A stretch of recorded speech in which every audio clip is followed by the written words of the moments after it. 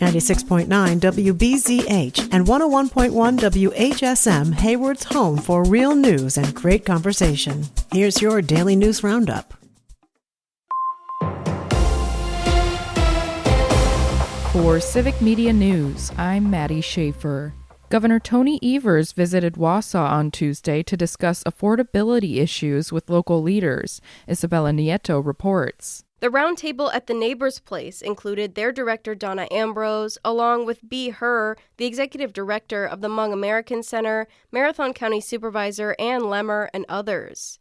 They discussed their concerns about cuts to health care and local programs stemming from federal uncertainty. We had a great conversation with several people that are really important to the Wausau area. And it was around affordability. And we talked about food sovereignty. We talked about childcare. We talked about healthcare and several other areas that people are seeing needs. Evers said they're working on legislative steps to reduce costs for Wisconsinites. We can get the legislature to do some work before they go home to run for re-election. He said the state has funding available to make some of those steps happen, including working towards preventing property tax increases. If there's some things we can do in the various areas, we'll be looking forward to doing that. We have anywhere between $4 and $6 billion. Not all of it is available because we have to kind of be thoughtful about that. But we do have some that is available, and hopefully some of these ideas are we can solve. Evers said despite his coming departure from the governorship, he's hoping there will be something that can be done now. He said if the state government is in a position to help, it should. Chippewa Valley business owners and community leaders are preparing for the 32nd annual Chippewa Valley Rally event this month. James Kelly explains. Each year, Chambers of Commerce officials from Eau Claire, Chippewa Falls, and Menominee organize teams to travel to Madison and meet with state lawmakers. Scott Rogers is the Senior Director of Governmental Affairs for the Eau Claire Area Chamber of Commerce and explained the goal of the annual event. The Chippewa Valley Rally is a trip to Madison to talk about economic issues with our lawmakers and other policymakers that's been put on now for 32 years by the Chambers of Commerce in Chippewa Falls, Menominee, and Eau Claire. And what we do is we bring about 100 to 120 business and community leaders to Madison, visit with legislative offices, and talk about the economic issues in state government that affect the economy in our area. Rogers also highlighted some pending legislation that would specifically address issues facing the Chippewa Valley, like healthcare access and a shortage of affordable housing. One of the unusual things about this year is even though the legislature is getting close to adjournment, there are a lot of bills in a few key areas that are still pending, including several that would help improve housing supply and affordability, some bills that relate to EMS services and making hospital beds available. The Chippewa Valley Rally will take place on Thursday, February 19th. Local residents interested in attending can register online with a $99 fee until Wednesday or a $110 fee after Wednesday. For an additional $35 fee, they can also take a round-trip charter bus to Madison and back for the one-day event. Wisconsin Department of Health Services officials are reminding residents to look out for changes to their SNAP or food share benefits over the coming weeks.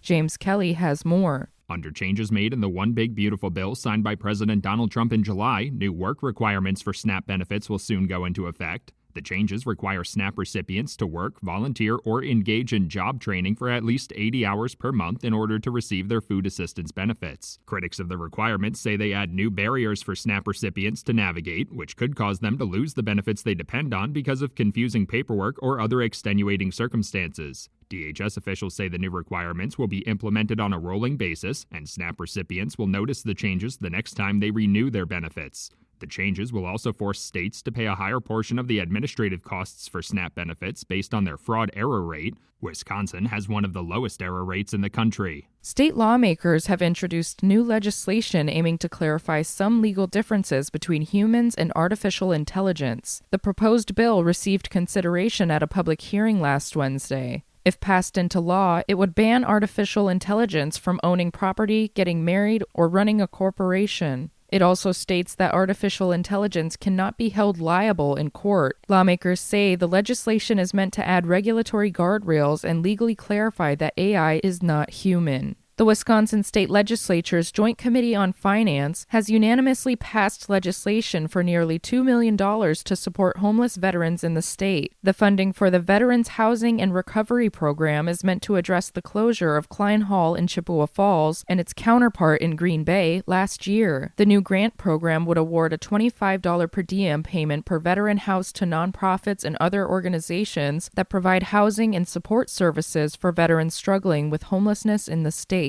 For Civic Media News, I'm Maddie Schaefer. Now a look at Northwoods News. I'm Maddie Schaefer. The Lekudere Ojibwe University is launching a revamped 4-year biology program centered on Ojibwe environmental knowledge. The announcement came April 13th and also included a new partnership with the Great Lakes Indian Fish and Wildlife Commission, aimed at expanding training and career pathways for students entering natural resources fields. According to a press release, university leaders say the program blends Western science with traditional knowledge with a focus on place-based learning and stewardship of land and water. The degree builds on previous associate-level offerings, but shifts the focus to tribal knowledge systems and community needs. School officials say the program was shaped by conversations with tribal leaders, students, and natural resource departments, which identified a need for more professionals who can work across both scientific and cultural perspectives. Great Lakes Indian Fish and Wildlife Commission leaders say the partnership strengthens a long-standing relationship and will help develop the next generation of tribal natural resource professionals. Registration for the fall semester is now open, with more information available on the university's website. Forest Appreciation Week is underway across Wisconsin, highlighting the importance of trees and forests to communities across the state. The Wisconsin Department of Natural Resources says the week includes Earth Day and wraps up with Arbor Day on April 25th. Officials say Wisconsin's forests cover about 17 million acres, nearly half the state, and play a major role in protecting water, supporting wildlife, and providing recreation and economic benefits. The DNR says ongoing efforts are focused on maintaining those benefits through conservation and tree planting initiatives. The state has pledged to plant 100 million trees by 2030, with about 12 million trees planted last year alone. The DNR says residents can take part by planting trees, caring for local forests, and supporting conservation efforts in their area. Officials say Forest Appreciation Week is a chance to recognize the role forests play in everyday life and the importance of protecting them for future generations. For Northwoods News, I'm Maddie Schaefer.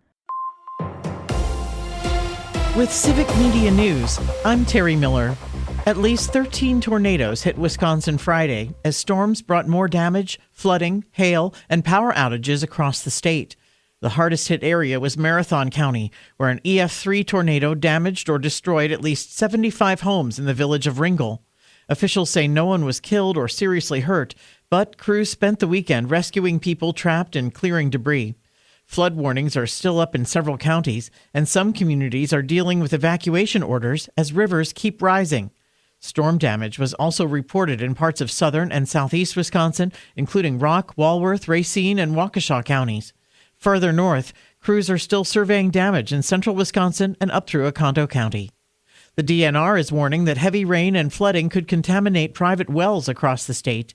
Officials say floodwater and runoff may carry bacteria and other contaminants that can affect drinking water and increase the risk of illness. Private well owners are urged to test water, especially if they notice changes in taste, color, or sediment. People are advised to stop using contaminated water, disinfect wells, and test them before use. Authorities say public water systems remain safe, but warn contamination is possible. Around 1,000 animal rights activists were hit with tear gas and rubber bullets during a failed attempt to raid a Dane County Beagle Research Lab Saturday. The protesters targeted Ridgeland Farms in Blue Mounds, a breeder for medical research, and attempted to rescue the dogs. Officials say protesters brought tools to break in, and one person drove a truck through the front gate. Law enforcement and private security stopped the attempt, arresting at least 26 people. Authorities say no animals were taken from the facility. The lab is set to surrender its breeding license later this year after a special prosecutor found it had performed experiments that constituted animal mistreatment. More news is available at civicmedia.us.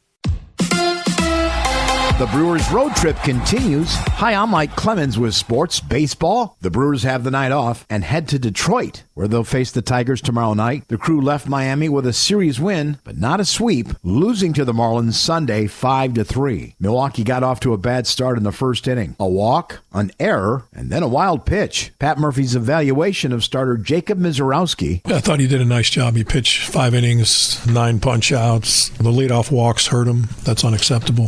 He's throwing the ball great, but we didn't make a play for him, and I just try to settle him down and say, hey, look, give up a run or two, that's fine, and stay in the game, and we'll come back and win. But I thought he threw the ball good, and I think he learned something today about it. NBA 2 years ago, Milwaukee's Con Knippel led Wisconsin Lutheran High to an undefeated season and state basketball title. Last night, the 20-year-old, now with the Charlotte Hornets, named one of 3 finalists as the NBA Rookie of the Year. With Sports, I'm Mike Clemens. It is going to be partly cloudy today with a high in the low 50s here this afternoon. Tonight, mostly clear. We're going to drop into the mid to upper 30s for an overnight low. Tomorrow, mostly sunny with a high in the mid to upper 60s, and temperatures are going to keep climbing through mid to late week. I'm meteorologist Sean Cable. That's your Hayward News Roundup from WBZH and WHSM. Find more news anytime at wbzh.fm/news. Subscribe to this podcast on Spotify, Apple, or wherever you find your podcasts.